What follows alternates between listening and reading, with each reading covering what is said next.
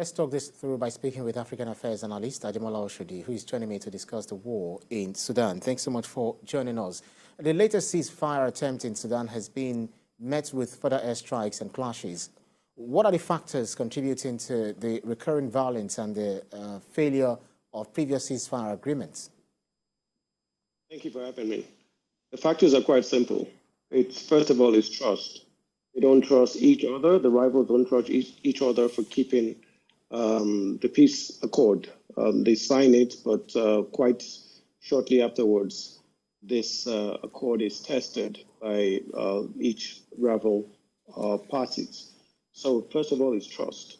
Secondly, is also the bitterness and anger of the foot soldiers. So the people on top may have signed an accord, but the people on the bottom, the foot soldiers, are basically not recognizing it based on their own territorial gains or loss. So there needs to be a strong chain of command, orders coming from the top, telling them to adhere to this peace pact. And thirdly, there's external forces. There's rumors of foreign elements, foreign countries, supplying and pushing their own interest for the various groups. So they also need to be brought into this accord to ensure peace. It's actually enhanced and actually kept. Those are the simple factors involved. So very quickly, because of our time, can you elaborate on the statement made by General Mohammed Hamdan Dagalo, also known as Hemeti, about his troops not retreating, quote, until we end this coup? How does this statement reflect the complexities of the conflict? It's just words, and many times there's this grand signing of each top leaders, ensuring that they still have their followers and they still have that motivation to keep fighting on. But at the end of this will be down to a negotiated peace accord. None of them can win outright. They can go on this for the next 2 years, 5 years. They will not get eventual peace until they both sit down, knock heads together, and sign a meaningful peace accord. So I don't think we should get carried away with the rhetorics. The most important factor is to ensure that in the external forces, Western powers, are continuously putting pressure on both parties to find an amicable end to this. It could be a government of national unity.